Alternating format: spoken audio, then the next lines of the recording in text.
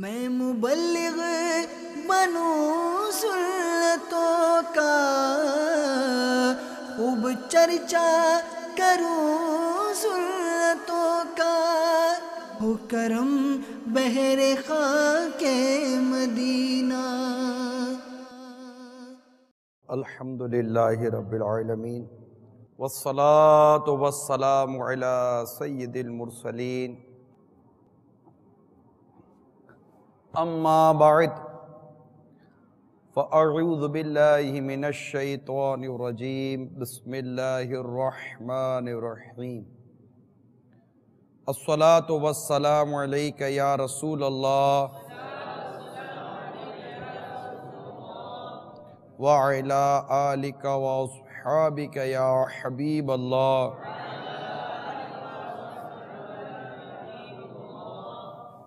الصلاة والسلام علیک یا نبی اللہ وعلی آلک واصحابک یا نور اللہ۔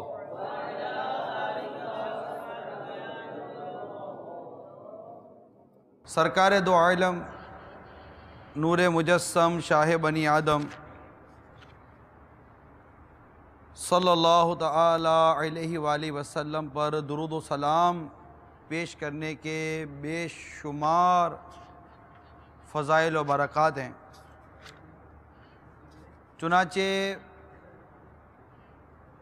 نبیوں کے سلطان، رحمت عالمیان، سردار دو جہاں، محبوب رحمان عز و جل و صلی اللہ تعالی علیہ وآلہ وسلم کا فرمان برکت نشان ہے، جس نے مجھ پر روز جمعہ 200 بار درود پاک پڑھا، اس کے 200 سال کے گناہ معاف ہوں گے۔ صلو علی الحبیب صلی اللہ تعالی علی محمد۔ ایک بار بغداد معلیٰ میں طاعون کی بیماری پھیل گئی اور لوگ دھرا دھر مرنے لگے۔ لوگوں نے سیدی شیخ عبد القادر جیلانی قدس سرہ النورانی کی خدمت میں اس مصیبت سے نجات دلانے کی درخواست پیش کی۔ آپ نے ارشاد فرمایا، ہمارے مدرسے کے ارد گرد جو گھاس ہے وہ کھاؤ، اور ہمارے مدرسے کے کنویں کا پانی پیو۔ جو ایسا کرے گا وہ انشاءاللہ عز و جل ہر مرض سے شفا پا جائے گا۔ چنانچہ گھاس اور کنویں کے پانی سے شفا ملنی شروع ہو گئی، یہاں تک کہ بغداد شریف سے طاعون ایسا بھاگا کہ پھر کبھی پلٹ کر نہ آیا۔ یہ ہے میرے غوث پاک رضی اللہ تعالیٰ عنہ کی برکت کہ آپ کے ارد گرد کی جو گھاس تھی اس سے برکت تھی، اور آپ نے فرما دیا کہ لو میرے ارد گرد کی گھاس کھاؤ اور میرے کنویں کا پانی پیو، اللہ تعالیٰ تمہیں اس کی برکت شفا عطا فرمائے گا۔ اور الحمدللہ شفا بھی ملی۔ تو میرے غوث پاک رضی اللہ تعالیٰ عنہ کی بڑی شان ہے، آپ بڑے ہی با کرامت بزرگ گزرے مادرزاد ولی ہیں۔ اتنی کرامت ہے کہ بعض کتابوں میں اس طرح بھی بیان کیا جاتا ہے کہ میرے غوث پاک رضی اللہ تعالیٰ عنہ ایسے صاحب کرامت ہے کہ جب چاہتے کرامت دکھا دیتے تھے۔ اللہ تبارک و تعالیٰ نے اپنے نیک بندوں کو کرامتیں عطا فرمائی ہیں، اور حکایتیں اور نصیحتیں نامی کتاب اس وقت میرے ہاتھ میں ہے، جو کہ المدینۃ العلمیہ کی کاوش اور مکتبۃ المدینہ نے اس کو شائع کیا ہے۔ اس کے صفحہ نمبر 194 194 پر نقل ہے کہ یاد رکھو، اولیاء کرام کی سب سے بڑی کرامت اطاعت الہی عز و جل پر ہمیشگی کی توفیق اور معصیت و مخالفت شرع سے محفوظ رہنا ہے۔ تو یہ بات ہمیشہ اپنے ذہن نشین ہمیں ہونی چاہیے کہ جو اللہ تعالیٰ نے بزرگان دین کو کرامت عطا کی، تو سب سے بڑی کرامت اس کتاب میں لکھا ہے کہ وہ ہے اطاعت الہی۔ اللہ تعالیٰ نے انہیں اطاعت پر ہمیشگی عطا فرمائے، بڑی استقامت کے ساتھ یہ اللہ کی اطاعت کرتے تھے، اللہ کو راضی کرنے کی کوشش کرتے تھے، گناہوں سے بچتے تھے، فرائض، واجبات، سنت و مستحبات پر عمل کرتے تھے۔ اس چیز کو ہمیشہ یاد رکھیے گا کہ یہ ایک ایسی کرامت ہے جس کرامت میں دھوکے کا امکان نہیں ہے۔ فتاوی رضویہ شریف میں میرے آقا اعلی حضرت امام اہل سنت مجدد دین و ملت پروانہ شمع رسالت کرامت کی دو قسمیں بیان کرتے ہیں، یہ بڑی اہم ہیں، ذہن نشین کر لیجئے۔ ایک ہے کرامت محسوسہ اور ایک ہے کرامت معنویہ۔ کرامت محسوسہ کے بارے میں ہمارے آقا اعلی حضرت امام اہل سنت کچھ یوں فرماتے ہیں کہ کرامت محسوسہ یہ ایسی کرامت ہے، مثال کے طور پر کوئی گزشتہ، موجودہ یا آئندہ کی کوئی ایسی خبر دے دینا، غائب ہو جانا پھر نظر آ جانا، اس طرح کی جو چیزیں ہوتی ہیں یہ کرامت محسوسہ کہلاتی ہیں۔ اور اس کے بارے میں آتا ہے کہ یہ عوام جو ہے نا، عوام یہ کرامت محسوسہ کو سمجھتے ہیں، یعنی یہ اسی کو کرامت سمجھتے ہیں۔ اس لیے اس میں میرے آقا اعلیٰ امام رسول فرماتے ہیں کہ یہ کرامت محسوسہ جو ہے اس میں مکر اور استدراج کا امکان موجود ہے، اور ایک ہے کرامت معنویہ۔ یہ دو کرامتوں قسموں کو جب ہم یاد رکھیں گے انشاءاللہ عز و جل ہمیں بہت کام آئیں گی۔ ایک ہے کرامت معنویہ، اور وہ کرامت ہے جسے میرے آقا اعلیٰ فرماتے ہیں کہ اس کرامت کو خواص سمجھ سکتے ہیں، خواص کو اس کا علم ہوتا ہے، معلومات ہوتی ہے، اور وہ فرائض، واجبات، سنت، مستحبات پر عمل ہے اور شریعت کے آداب کو بجا لانا۔ یہ ایک ایسی کرامت ہے کہ جس میں استدراج یوں سمجھے کرامت جیسے کہ خیر کی عادت جو کام نہیں ہوتی، عادت کے خلاف ایک کام کا ہو جانا، ایک کرامت ہے۔ تو اب استدراج میں بھی کچھ اسی طرح کے معاملات ہوتے ہیں، لیکن یاد رکھیے کرامت کا صدور یہ ولی سے ہوتا ہے، اور استدراج یہ فاسق، فاجر اور کافر سے بھی ہو سکتا ہے اس طرح، کیونکہ کسی کام پر ڈٹے رہنا، استقامت کرتے رہنا، یہ بھی بعض اوقات ایسی طاقتیں اس سے آ جاتی ہیں جس سے کتابوں میں اس طرح کے واقعات بھی لکھے ہوئے ہیں۔ لیکن کرامت معنویہ جو ہے نا، جس میں عبادات ہیں، اس میں دھوکہ نہیں ہے، اور اس میں واقعی پہچان بھی ہے کہ ایک شخص جو نہ نماز پڑھتا ہے، نہ سنتوں پر عمل کرتا ہے، واجبات کا تارک ہے، اعلان یا گناہ کرتا ہے، فاسق و فاجر ہے، فاسق و معلن ہے۔ اب ایسا اگر اس طرح کی کوئی چیزیں شعبتیں وغیرہ دکھا دے تو ہم سمجھتے جناب یہ بھی کوئی پہنچا ہوا ہے، تو پہنچا ہوا تو وہی ہے جو اصل پہنچا تو وہی جو شریعت کا پابند ہے۔ ایسا شخص جو کہ نہ نمازیں پڑھتا ہو بلکہ اس طرح کا ذہن دیتا ہو کہ جناب نماز تو منزل پانے کی جگہ ہوتی ہے، جس نے منزل پا لی اب اس کو نماز ہی کیا حاجت ہے؟ نماز تو گویا ایک سیڑھی اوپر چڑھنے کی، اب جو اوپر چڑھ گیا اس کو سیڑھی کیا ضرورت ہے؟ معاذ اللہ سما معاذ اللہ، جو اس طرح کی بکواسیں کرتا ہو، اس طرح کی بے خدا باتیں کرتا ہو اور نماز کی اہمیت اور نماز کی فرضیت کا انکار کرے، اس کے اوپر جو احکامات صادر ہوتے ہیں، تو جب بھی کسی کو مطلب دیکھنا ہو، سمجھنا ہو، کسی سے اس طرح واسطہ پڑے، پالا پڑے، تو میرے آقا اعلیٰ حضرت امام اہل سنت کے دامن کو جو تھامے رہے گا، اور جو فتاوی رضویہ شریف میں اس طرح کی جو وضاحت موجود ہے، جو شخص اس کو سمجھے گا انشاءاللہ عز و جل دھوکہ نہیں کھائے گا۔ تو کرامت محسوسہ، کیونکہ کرامت محسوسہ جیسے کہ پانی پر چلنا، تو پانی پر تو پانی کا جہاز بھی چلتا ہے، تو اس کے بارے میں کیا کہیں گے؟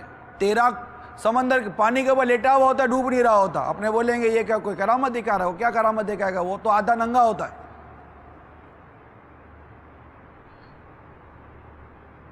اگر ہوا میں اڑنا تو ہوا میں تو چڑیا بھی اڑتی ہے۔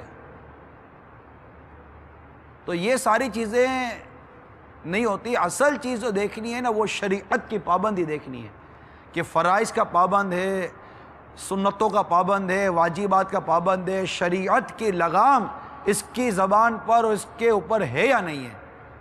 جو بے باک ہو اللہ تعالیٰ ہم کو اس کے شر سے محفوظ فرمائے, ہم کو اس کے قرب سے بچائے, ہم کو نہیں جانا اس کے پاس. بھلے کوئی کتنی اس کے بارے میں آئے, ہم کو فضیلتیں بتائے, باتیں بتائیں, ہم کو ہمارے اعلیٰ حضرت کافی ہیں, ہم کو ہمارے غوث پاک کافی ہے, ہم کو اللہ کے فضل سے ہمارا پیر کافی ہے. تو ان چیزوں سے ہمیشہ بچنے کا ذہن ہونا چاہیے. ہمارے بیرون ملک کے جو اسلامی بھائی ہیں بعض اوقات وہ اس طرح قرضوں میں پھنس جاتے ہیں, تو فلاں چیز میں پھنس جاتے ہیں, تو وہ عجیب و غریب قسم کے ان کے ساتھ معاملات ہو جاتے ہیں. تو ادھر بھاگتے ادھر بھاگتے, ادھر جاتے ہیں, اور پتہ نہیں کن کن کے ہاتھوں میں چڑھ جاتے ہیں. ہاتھوں میں کیوں چڑھتے ہو بھائی؟ کیا آپ کو آپ کے پیر صاحب نے شجرہ عطا نہیں کیا؟ کیا شجرہ قادریہ رضویہ عطاری آپ کے پاس نہیں ہے؟ کیا اس میں آیات بھی ہیں, روایات بھی ہیں, بزرگوں کے اقوال بھی ہیں؟ اسے پڑھیں, اس پر عمل تو کریں. اب ہم بولے کہ میں اس کے پاس جاؤں گا, اس کے پاس جا کر کام ہو جائے گا. آپ کے پاس جو آپ کے پیر صاحب نے جیبی سائز کا شجرہ دے دیا, کبھی کھول کر دیکھے تو صحیح شجرے میں ہے کیا. انشاءاللہ عز و جل شجرے پر آپ عمل کریں, لوگ آپ سے دعائیں کرانے اور دم کروانے کے لیے آئیں گے. یار کہاں آپ؟ میرا پیر ہے الحمدللہ. اور اس شجرے کے اندر الوظیفۃ الکریمہ کا فیضان موجود ہے. الوظیفۃ الکریمہ یہ میرے آقا اعلیٰ امام اہل سنت کا مرتب کیا ہوا شجرہ ہے. اس کا فیضان اور کئی بزرگان دین کے اوراد و وظائف کا فیضان یہ الحمدللہ شجرہ قادریہ رضویہ عطاریہ میں موجود ہے. مکتبۃ المدینہ سے ہدیتاً حاصل کریں. اگر مکتبۃ المدینہ کو میسر نہیں ہے تو نیٹ پر دیکھ لیجئے, دعوت اسلامی کی ویب سائٹ پر بھی الحمدللہ یہ شجرہ موجود ہے, www.dawatIslami.net.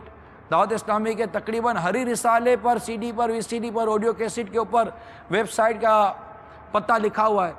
اس پر جائیے, اس پر شجرہ دیکھیے انشاءاللہ عز و جل. اور مزید یہ کہ آداب مرشد کامل یہ مکمل مجموعہ ہے 5 حصوں کا, یہ حاصل کیجئے. اس کے اندر بھی الحمدللہ اس طرح کی ہمارے لیے بڑی رہنمائی موجود ہے. امیل سنت کے مدنی مذاکرے اس میں موجود ہیں. مدنی چینل پر معاشرے کے ناصر سلسلہ چلا تھا, باقاعدہ یہ سلسلہ بھی اس کی کری تھی کہ کس طرح ہمارا مطلب یہ بھولا بھالا مسلمان اسلامی بھائی یہ کس طرح مطلب کہ ان بعض دھوکے بازوں کے ہاتھوں میں آ جاتے ہیں, اور وہ اپنا علاج کروانے کے چکر میں اور کسی پریشانی سے نجات پانے کے چکر میں کسی ایسے دھوکے باز کے ہاتھ میں آ کر پھر وہ اپنا بیچارہ کھانا خراب کروا دیتے ہیں. پیسے بھی الگ خرچ ہوتے ہیں, اعتقادات بھی بگڑتے ہیں, اور پھر جو فتنہ اور فساد ہوتا ہے وہ دیکھنے سے تعلق رکھتا ہے, کیونکہ وہ کچھ نہ کچھ کا دیکھتے رہتے ہیں, دیکھ کر متاثر ہو جاتے ہیں. تو اتنا متاثر ہونا کوئی آسان نہ بنائیے. یہ تمام اسلامی بھائیوں سے, مدنی چینل کے ناظرین سے, انٹرنیٹ کے ناظرین سے متاثر ہونا اتنا آسان نہ بنائیے. متاثر ہونا ہے تو شریعت کے پابند سے متاثر ہوا جاتا ہے. شریعت کا پابند ہو, سنتوں کا پابند ہو, اور سچا پکا عاشق رسول ہو. اس پہ دیکھیں تو صحیح اعلیٰ حضرت کے پیچھے چلتا ہے یا نہیں چلتا. میرے آقا اعلیٰ حضرت امام اہل سنت کے بارے میں اس کا کیا ذہن ہے, اس کو دیکھ تو لیں آپ. یوں آنکھ بند کر کے چلنا کیسا. تو شجرہ قادریہ رضویہ عطاری آپ کے پاس ہے الحمدللہ. پھر اگر کوئی ایسی تکلیف آپ کو ہے بھی تو کہاں الحمدللہ ہمارے مکتوبات و تعویذات کے بستے نہیں ہیں. آپ کا روحانی علاج آپ کے گھر بیٹھے ہو رہا ہے, مدنی چینل کے ذریعے ہو رہا. میل کیجئے, مدنی چینل پر آپ کو جواب ملے گا. آپ میل کیجئے, آپ کو انشاءاللہ مکتوبات تعویذات عطاری آپ کو جواب دیں گے. آپ کا ہاتھوں ہاتھ استخارہ ہے الحمدللہ. آپ کی دعوت اسلامی میں کیا ہے جو آپ کو آپ کی دعوت اسلامی نہیں دے رہی ہے؟ کیوں در در کی ہم ٹھوکریں کھائیں؟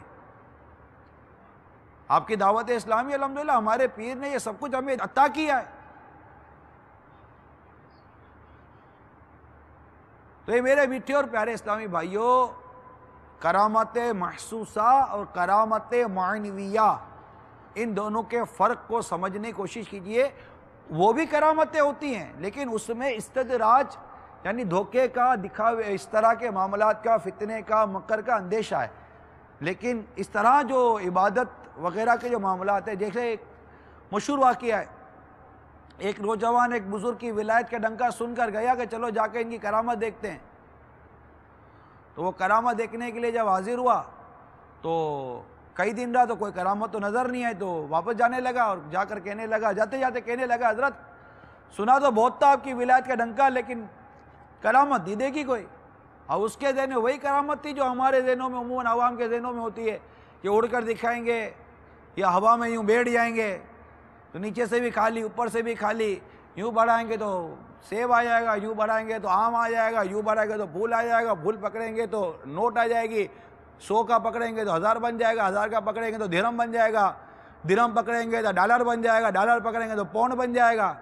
ہم کو تو ایسا آدمی وہ سمجھ میں آئے گا کہ جو ہماری کرنسیوں کو ڈبل ٹرپل چپل کر دے، اور پھر وہ کرنسی بھی کرے گا ڈبل ٹرپل چپل اور اپنے کو بھی ڈبل ٹرپل چپل کر کے چلا جائے گا، دکھائے گا تھوڑا سا، لے بہت سارا جائے گا، پھر ہاتھ سر پر ہاتھ رکھ کر بیٹھے رہیں گے۔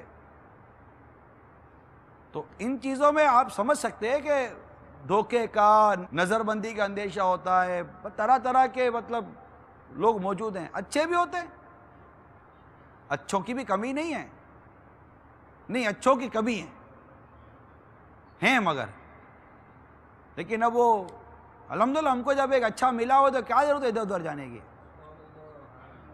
آپ کا تجربہ ہوگا ماشاءاللہ، مجھے امید ہے کہ بڑے سمجھدار سلجھے ہوئے اسلامی بھائی اس بیان کو سن رہے ہوں گے۔ ایک ڈاکٹر سے فرق پڑے تو آدمی ڈاکٹر بدلتا نہیں ہے، تو الحمدللہ ہمارا علاج ہو رہا ہے اور اچھا ہو رہا ہے۔ پھر علاج کے لیے ہم کو مدنی انعامات بھی تو ملے ہوئے ہیں، کریں نا علاج۔ ہم بولے کہ ہم کو ڈاکٹر بھی ملا ہے، ہم علاج کے لیے جا بھی رہے ہیں، فرق نہیں پڑ رہا۔ فرق نہ پڑنے کی بنیادی وجہ دوا کا استعمال نہ کرنا بھی ہوتا ہے، یا درست کرنا نہیں، دوائی کا استعمال درست نہیں ہوتا ہمارا۔ جس طرح جو وظیفہ جتنا لکھا ہوا ہے، جتنی تعداد میں لکھا ہوا ہے، جتنے دنوں تک کا لکھا ہوا وہ پڑھتے ہی نہیں ہیں۔ اچھا، جس طرح پڑھنے کا حق ادا کرنا ہے اس طرح پڑھتے نہیں ہیں، جتنے دن تک پڑھنا ہے وہ کرتے نہیں ہیں۔ اب آپ یہ دیکھیے کہ ایک تالا ہے، تالے کے اندر چابی ڈالتے ہیں تو تالا کھل جاتا ہے۔ اب چابی کے اگر دندانے پورے نہیں ہوں گے تو تالا کہاں سے کھلے گا؟ بعض اوقات چابی اندر چلی جاتی ہے، آپ کو تجربہ ہوا ہوگا کہ آپ کی گاڑی کی یا گھر کے لوک کی چابی کہیں کھو گئی اور آپ نے کسی سے کہا یا چابی دینا، چابی اندر چلی گئی، گھومتی نہیں ہے، بات گھوم جائے تو کھلتا نہیں ہے۔ اس کے دانت ویسے تو گھومتا ہی نہیں ہے کیونکہ دانت پورے نہیں ہوتے، دندانے پورے ہوں گے تو تالا کھلے گا۔ تو چابی تالے کے مطابق ہوگی، پورے دندانے کے ساتھ ہوگی، پھر دیکھیں تالا کیسے کھلتا ہے۔ تو ہم صحیح دندانے والی چابی استعمال کرتے ہی نہیں ہیں، تو ہمارے وہ مسائل بعض اوقات حل نہیں ہوتے۔ پھر مسائل حل نہ ہونا یہ اس کی علامت بھی نہیں ہے کہ یار علاج نہیں ہو پا رہا یا صحیح نہیں ہو پا رہا۔ بعض اوقات آزمائش بھی ہوتی ہے، امتحان بھی ہوتا ہے، نہیں حل ہو رہا ہوتا۔ حل نہ ہونے میں بھی ہمارے لیے عافیت ہوتی ہے کہ میں شجرہ پڑھ رہا ہوں، میں تو تعویذات عطاریہ کے بستے سے تعویذات بھی لے رہا ہوں، میں نے استخارہ بھی کروایا ہے، انہوں نے جو کہا میں وہی کر رہا۔ ایسے اصلاح پہ ملتے ہیں کہ بھائی جو کچھ آپ نے کیا وہی کیا، فرق نہیں پڑ رہا۔ میں کہتا ہوں فرق یہ پڑ رہا ہے کہ جس مصیبت میں مبتلا تھے وہ مصیبت بڑھ نہیں رہی ہے۔ کیا اس طرف آپ کی توجہ نہیں ہے؟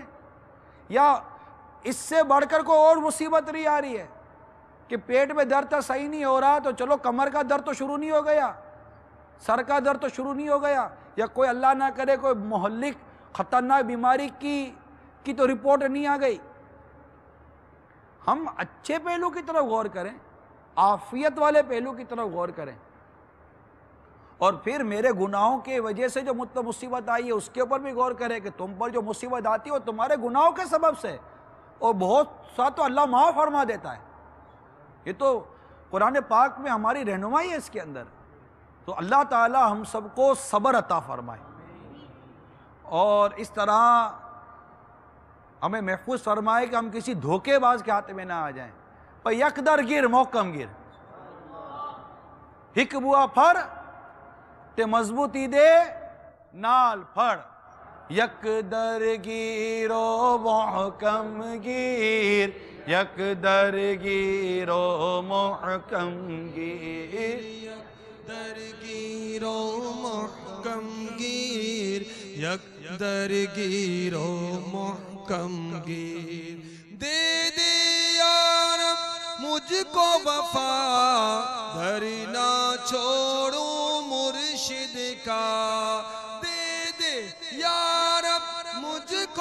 وفا دھرنا چھوڑوں مرشد کا دے دے یا رب مجھ کو وفا دھرنا چھوڑوں مرشد کا لب پہ رہے بس یہی صدا لب پہ رہے بس یہی صدا پیر میرا سونا پیر میرا یک درگیر و محکم گیر یک درگیر و محکم صلو علی گیر الحبیب تو میرے میٹھے میٹھے اور پیارے پیارے اسلامی بھائیوں، مدنی چینل انٹرنیٹ کے ناظرین، میں عرض کر رہا تھا کہ اللہ تعالیٰ اپنے نیک بندوں کو کرامت کا تاج عطا فرماتا ہے، اور ان میں جو سب سے بڑی کرامت ہے وہ اللہ تعالیٰ کی اطاعت، فرما برداری، شریعت کی پابندی ہے۔ اس کے علاوہ اور بھی کئی کرامتیں ہوتی ہیں،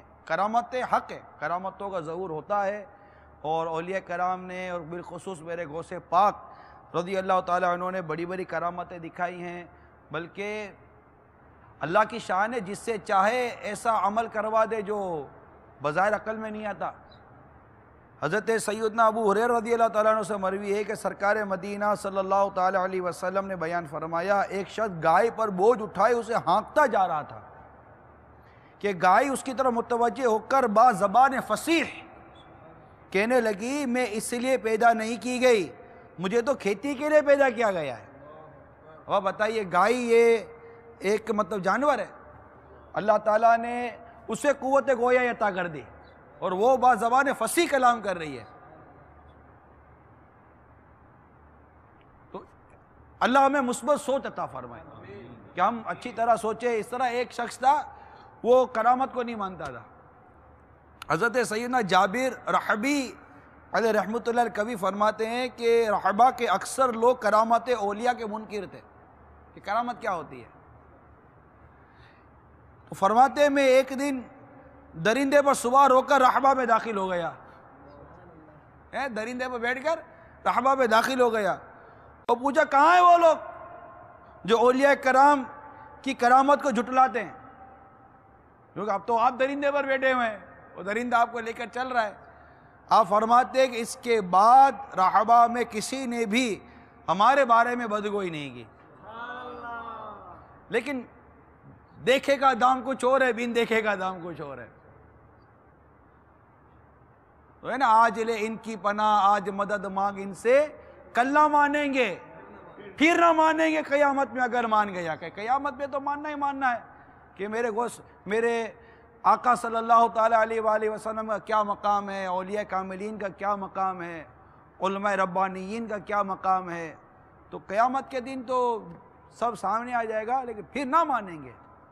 قیامت میں اگر مان گیا تو دیکھے گا دام کچھ اور ہوتا ہے، بین دیکھے دام کچھ اور ہوتا ہے۔ وہ بڑا مشہور واقعہ ہے کہ زبیدہ خاتون، یہ خلیفہ ہارون الرشید رحمۃ اللہ تعالیٰ علیہ کی زوجہ تھی، کتاب میں آتا ہے نیک خاتون تھی۔ ایک مرتبہ دونوں کہیں جا رہے تھے، تو زبیدہ خاتون نے دور سے حضرت بہلول دانا جو مجذوب مشہور تھے ان کو دیکھا کہ وہ بیٹے مٹی کے گھروندے بنا رہے تھے۔ تو آپ نے ان سے دریافت کیا کہ بہلول کیا کر رہے ہو؟ فرمایا کہ جنت میں گھر تیار کر رہا ہوں، یا جنت کا محل تیار کر رہا ہوں۔ حسن اعتقاد سے مالا مال تھی زبیدہ خاتون، عقیدہ بڑا مضبوط تھا اس کا، اولیاء کاملین پر اس کا بڑا کہ اچھا ذہن تھا۔ تو برجستہ کہنے لگیں کہ بہلول بیچتے ہو؟ اب مختلف روایتیں، مثال کے طور پر کہاں بیچتا ہوں، کہ کتنے کا، کہ 10 دینار کا۔ 10 دینار دیے اور چلی گئی۔ بہلول نے زمین برابر کر دیا، وہ مٹی کا گھروندہ کہ یہ زبیدہ خاتون کا۔ واپس گئی تو خلیفہ ہارون رشید نے دریافت کیا کہ کیا کر رہی تھی؟ کہ وہ بہلول مٹی کے گھروندے کی صورت میں جنت کا محل بنا رہے تھے۔ تو بولا میں نے خرید لیا۔ کتنے کا؟ بولا 10 دینار کا۔ بولا دیوانی ہو گئی ہے، یہاں بیٹھ کے 10 دینار کا جنت کا محل مل جائے گا تم کو۔ گھر گیا، رات کو سوئے، رات کو سوئے تو ہارون رشید خواب دیکھا، خواب میں جنت کی سیر کر رہا ہے، سیر کرتے کرتے کہ اس کو محل نظر آیا، اس پر زبیدہ خاتون کا نام لکھا ہے۔ جب وہ محل میں داخل ہونے لگا تو اس کو روک دیا گیا، تو کہا یہ میری بیوی کا، میری زوجہ کا محل ہے۔ کہا وہ دنیا میں ہوتا ہے، یہاں جس کا ہے نا وہی اندر آئے گا۔ اب وہ جھنجھلا کر خلیفہ ہارون رشید بیدار ہو گئے، اپنی زوجہ کو اٹھایا، کہا کہ وہ چلو کہاں، بہلول کے پاس چلتے ہیں۔ پھر پہنچے دونوں بہلول کے پاس، اب ہارون رشید کی باری آئی رحمت اللہ تعالیٰ علیہ۔ اس نے بہلول دانا کو پوچھا کیا کر رہے ہو؟ تو انہوں نے کہا کہ جنت میں گھر بنا رہا ہوں۔ تو کہا کہ ہاں بیچو گے؟ تو ہاں بیچوں گا۔ کتنے کا؟ کہا 30 دینار کا۔ کہا بہلول یہ کل تو 10 کا بیچا تھا، 30 کا اتنا مہنگا، ایک ہی رات میں اتنی مہنگائی کر دی آپ نے۔ تو حضرت سیدنا بہلول دانا رحمت اللہ تعالیٰ نے فرمایا کہ کل جو خریدنے آئے تھے وہ بن دیکھے آئے تھے، آج جو آئے وہ دیکھ کر آئے۔ تو بن دیکھے کا دام کچھ اور ہے، دیکھے کا دام کچھ اور ہوتا ہے۔ تو اسی طرح یہ مطلب مان لینا چاہیے کہ اللہ تبارک و تعالیٰ کا بڑا اس میں مقام ہے، اور بعض جگہوں پر اس طرح ہے کہ بہلول دانا رحمت اللہ تعالیٰ علیہ یہ ایسے مجذوب تھے کہ ان کے پاس بڑے بڑے علماء حاضری دیا کرتے تھے، اور امام اعظم ابو حنیفہ کے دور کے تھے رحمت اللہ تعالیٰ علیہ۔ تو اللہ کا کرم ہے اس طرح، مطلب کہ بزرگان دین کو اللہ تعالیٰ نے بڑی کرامت اور برکت عطا کی۔ حضرت سیدنا بکر بن عبد الرحمن علیہ رحمت اللہ حنان فرماتے ہیں کہ ہم ایک جنگل میں حضرت سیدنا ذوالنون مصری رحمت اللہ تعالیٰ علیہ کے ساتھ محو سفر تھے۔ ہم نے کیکر کے ایک درخت کے نیچے پڑاؤ کیا اور کہا یہ جگہ کتنی عمدہ ہے، کاش اس درخت پر تر و تازہ کھجوریں ہوتی۔ حضرت سیدنا ذوالنون مصری رحمت اللہ تعالیٰ علیہ مسکرانے اور پوچھنے لگے کیا تر و تازہ کھجوریں کھانا چاہتے ہو؟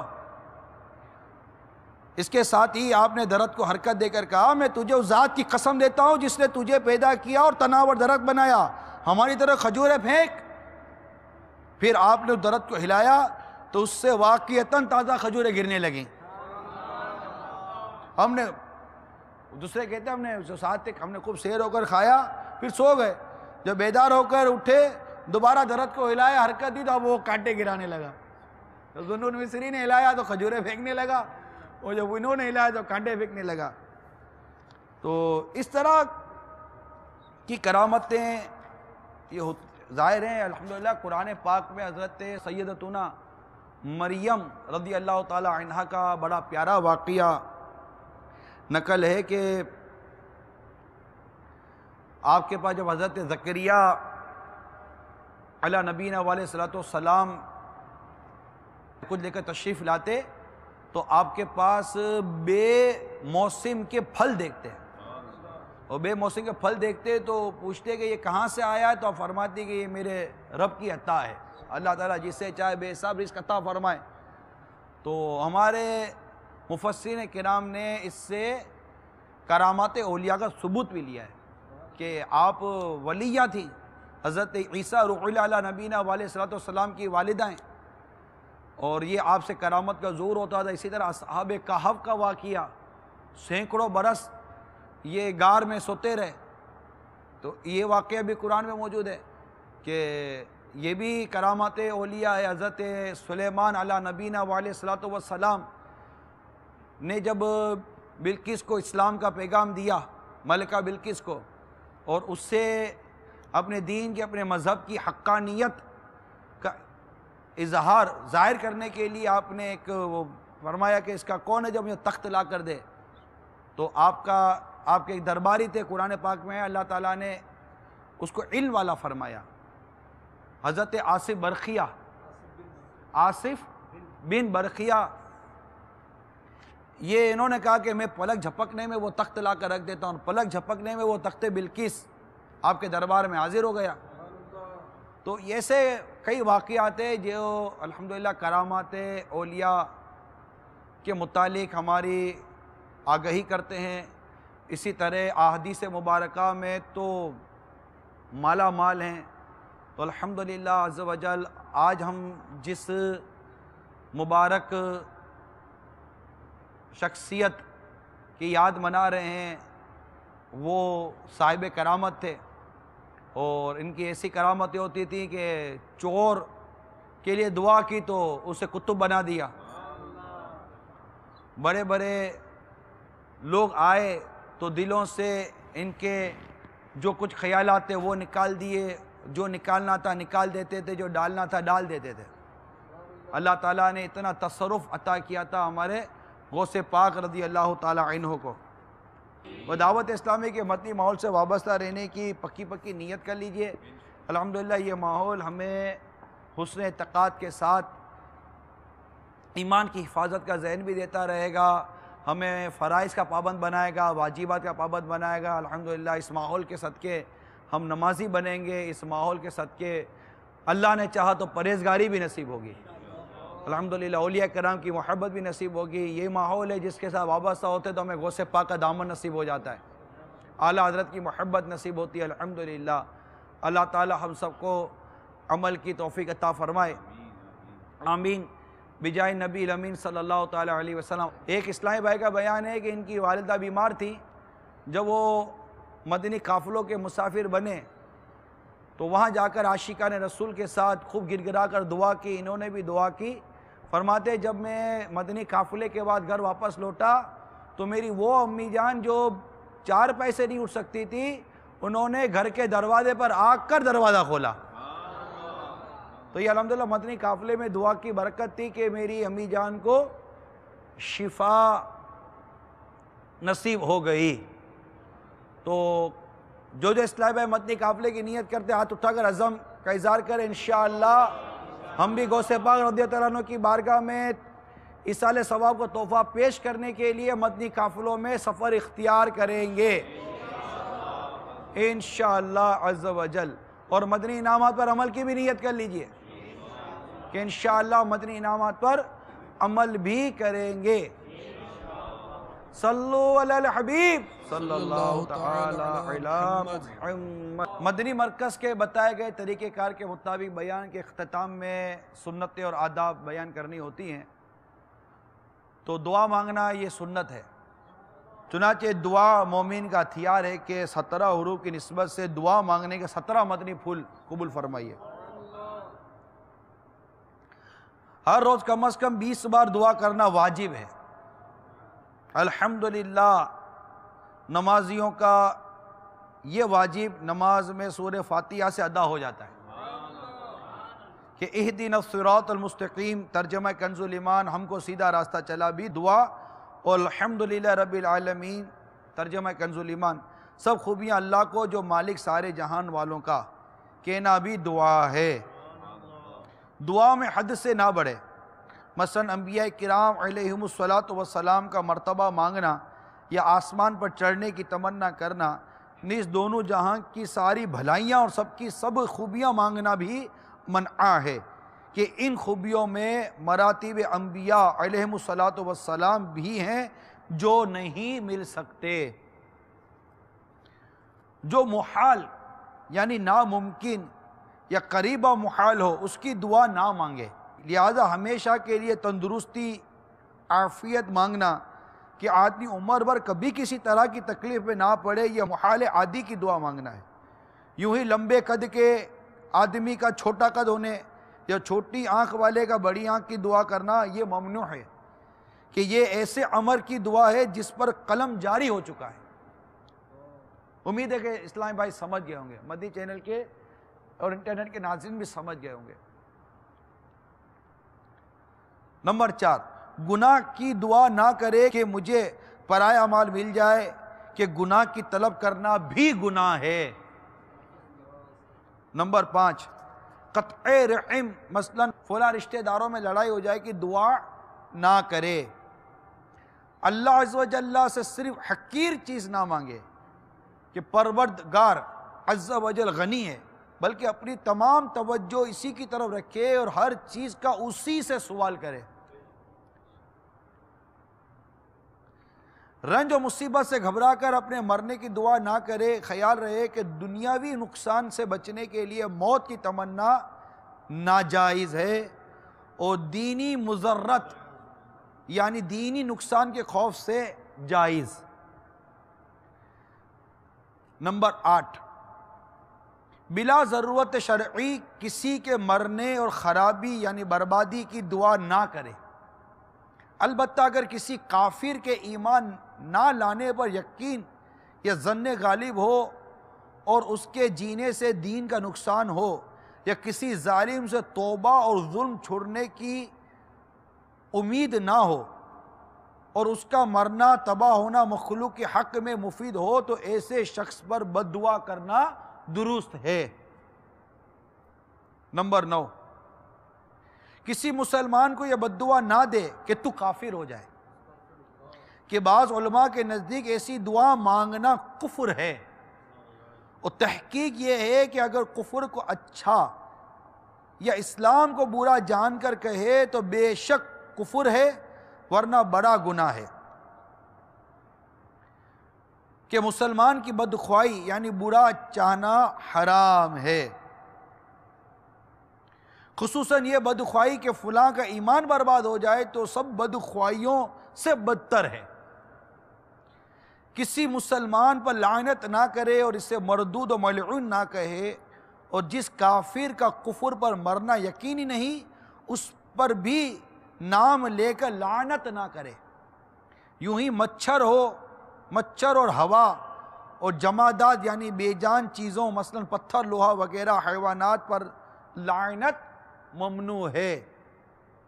البتہ بچھو وغیرہ بعض جانوروں پر حدیث پاک میں لعنت آئی ہے۔ نمبر 11، کسی مسلمان کو یہ بد دعا نہ دے کہ تجھ پر خدا کا غضب نازل ہو اور تو بھاڑ یعنی کہتے ہیں نا بھاڑ میں جا، آگ اور دوزخ میں داخل ہو، کہ حدیث شریف میں اس کی ممانعت وارد ہے۔ جو کافر مرا اس کے لیے دعائے مغفرت حرام اور کفر ہے۔ یہ دعا کرنا خدایا سب مسلمانوں کے سب گناہ بخش دے جائز نہیں، کہ اس میں ان احادیث مبارکہ کی تکذیب یعنی جھٹلانا ہوتی ہے جن میں بعض مسلمانوں کا دوزخ میں جانا وارد ہوا۔ البتہ یوں دعا کرنا ساری امت محمد کی مغفرت یعنی بخشش ہو یا سارے مسلمان کی مغفرت ہو جائز ہے۔ نمبر 14، اپنے لیے اور اپنے دوست احباب اہل و مال و اولاد کے لیے بد دعا نہ کرے، کیا معلوم کہ قبولیت کا وقت ہو اور بد دعا کا اثر ظاہر ہونے پر ندامت ہو۔ جو چیز حاصل ہو یعنی اپنے پاس موجود ہو اس کی دعا نہ کرے۔ مثلا مرد یوں کہے یا اللہ عز و جل مجھے مرد کر دے، کہ استہزاء یعنی مذاق بنانا ہے۔ البتہ ایسی دعا جس میں شریعت کے حکم کی تعمیل یا عاجزی و بندگی کا اظہار یا پروردگار عز و جل اور مدینے کے تاجدار صلی اللہ تعالی علیہ وسلم سے محبت یا دین یا اہل دین کی طرف رغبت یا کفر و کافرین سے نفرت وغیرہ کے فوائد نکلتے ہوں وہ جائز ہے، اگرچہ اس امر کا حصول یقینی ہو۔ جیسے درود شریف پڑھنا، وسیلے کی، صراط مستقیم کی، اللہ و رسول عز و جل صلی اللہ تعالی وسلم کے دشمنوں پر غضب و لعنت کی دعا کرنا۔ نمبر 16، دعا میں تنگی نہ کرے، مثلا یوں نہ مانگے یا اللہ عز و جل تنا مجھ پر رحم فرما، یا صرف مجھے اور میرے فلاں فلاں دوست کو نعمت بخش۔ بہتر یہ ہے کہ سب مسلمانوں کو دعا میں شامل کر لے۔ اس کا ایک فائدہ یہ بھی ہوگا کہ اگر خود اس نیک بات کا حقدار نہ بھی ہوا تو اچھے مسلمانوں کے طفیل پالے گا۔ نمبر 17، حجت الاسلام حضرت سیدنا امام محمد غزالی علیہ رحمۃ اللہ الوالی فرماتے ہیں، مضبوط عقیدے کے ساتھ دعا مانگے اور قبولیت کا یقین رکھے۔ صلو علی الحبیب صلی اللہ تعالی علی محمد۔ یہ فیضان سنت کے صفحہ نمبر 217 پر یہ 17 مدنی پھول اپنی خوشبوئیں لٹا رہے ہیں۔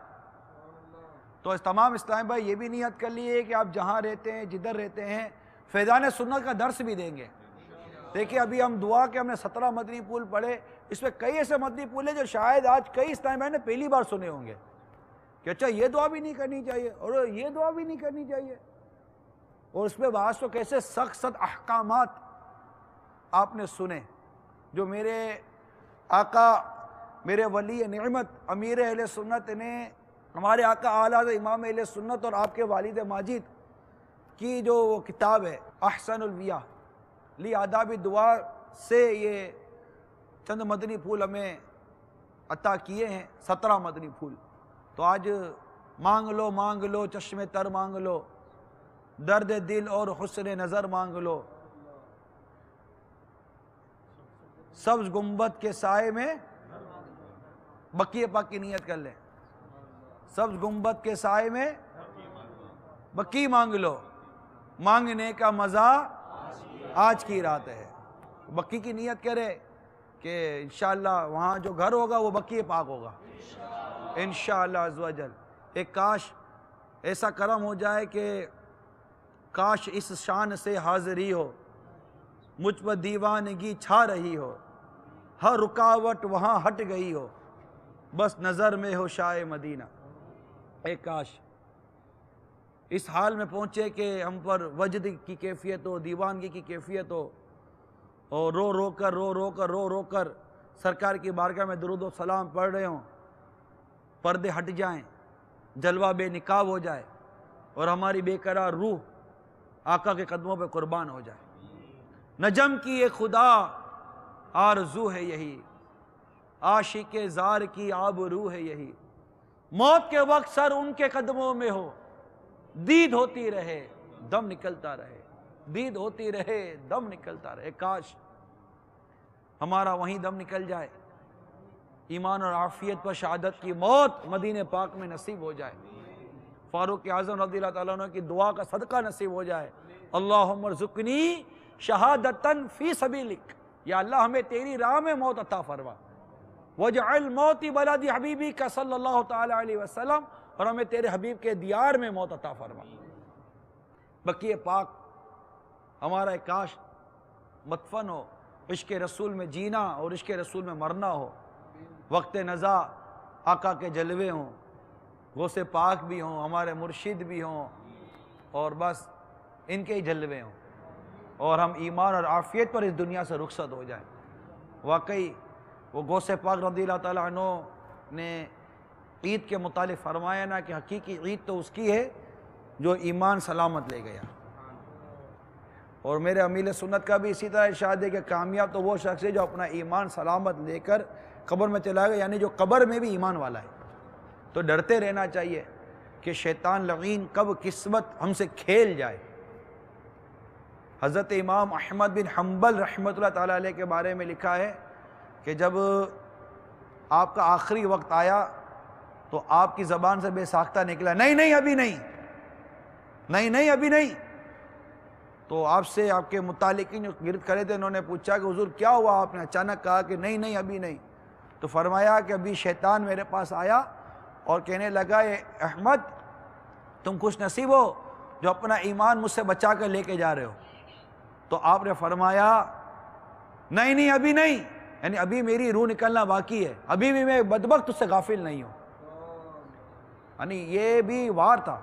شیطان کے عجیب و غریب وار ہوتے ہیں، لیکن اللہ تعالیٰ نے یہ اپنے نیک بندوں کو یہ برکت عطا کی ہے کہ وہ شیطان کے وار کو سمجھتے ہیں. آپ دیکھیے میرے غوث پاک رضی اللہ تعالیٰ عنہ جب اپنے مجاہدات پر تھے تو آپ نے دیکھا کہ ایک دھواں، ایک روشنی ہے، اور اس سے آواز آ رہی ہے عبدالقادر میں نے تیرے لیے ہر وہ شے حلال کر دی جو حرام تھی. ایک پورے واقعے کا خلاصہ ہے جو مجھے یاد ہے، میں عرض کر رہا ہوں. تو میرے غوث پاک رضی اللہ تعالیٰ عنہ نے لا حول شریف پڑھی، لا حول ولا قوت الا باللہ العلی العظیم. یعنی آپ سمجھئے یہ شیطان ہے، اور وہ جو روشنی تھی وہ کالے دھوئے میں تبدیل ہو گئی. تو اس سے پھر آواز آئی کہ عبدالقادر تو خوش نصیب ہے، تجھے تیرے علم نے بچا لیا. آپ نے فرمایا بدبخت پھر دھوکہ دیتا ہے، بدبخت پھر دھوکہ دیتا ہے. مجھے میرے علم نے نہیں، مجھے میری رب کی رحمت نے بچا لیا. تو لوگوں نے آپ سے پوچھا کہ حضور آپ نے کیسے پہچانا یہ شیطان ہے؟ تو آپ نے فرمایا اس کے اس جملے سے پہچان لیا کہ جو حرام تھا ہم نے آپ کے لیے حلال کر دیا، کہ شریعت تو مکمل ہو چکی ہے، حرام واضح ہو چکا، حلال واضح ہو چکا ہے، ڈکلیئر ہے. یہ الحمدللہ آپ کا علم، آپ کی معلومات کی برکت ہے، اور چونکہ ہر ولی عالم ہے، یاد رکھیے گا، عالم یہ ولی جو ہے نا یہ عالم ہے، جو ولی ہے نا وہ عالم ہوتا ہے، یاد ہے، ہر عالم ولی ہو یہ ضروری نہیں ہے، لیکن ہر ولی عالم ضرور ہوتا ہے، علم والا ہوتا ہے، اسے اللہ تعالیٰ علم عطا فرما دیتا ہے، یہ ہمیشہ یاد رکھیے گا کہ ہر ولی کون ہے؟ عالم ہے، ولی جاہل نہیں ہوتا، اللہ تعالیٰ جاہلوں کو دوست نہیں رکھتا، تو علم دین سیکھنے کی بھی کوشش کیجئے اللہ کی رضا پانے کے لیے، اور اس کے لیے مدنی قافلوں میں سفر اختیار کیجئے، اجتماعات میں، ہفتہ وار اجتماعات میں شرکت کیجئے، دوسرے اسلامی بھائیوں کو لانے کی بھی نیت کیجئے، فیضان سنت کا درس دیجئے، فیضان سنت کا درس سنیے، انشاءاللہ عز و جل مدنی چینل دیکھتے رہیے، آپ کے یہاں جہاں جہاں مدنی چینل دیکھا جا رہا ہے خود بھی دیکھیے، اور گھر گھر مدنی چینل دکھانے کی کوشش کیجئے، انشاءاللہ عز و جل بہت جلدی آپ دیکھیں گے کہ جہاں آپ رہتے ہیں وہاں کیسا مدنی ماحول پیدا ہونا شروع ہو جاتا ہے، جس گھر میں مدنی چینل چلے گا انشاءاللہ عز و جل وہ مدنی ماحول بنائے گا انشاءاللہ عز و جل۔ اللہ تعالی ہم سب کو غوث پاک رضی اللہ تعالیٰ عنہ کی خوب خوب برکتیں عطا فرمائے، آمین بجاہ نبی الامین صلی اللہ تعالی علیہ وآلہ وسلم۔ میں مبلغ بنوں سنتوں کا، خوب چرچا کروں سنتوں کا، ہو کرم بحر خاک مدینہ۔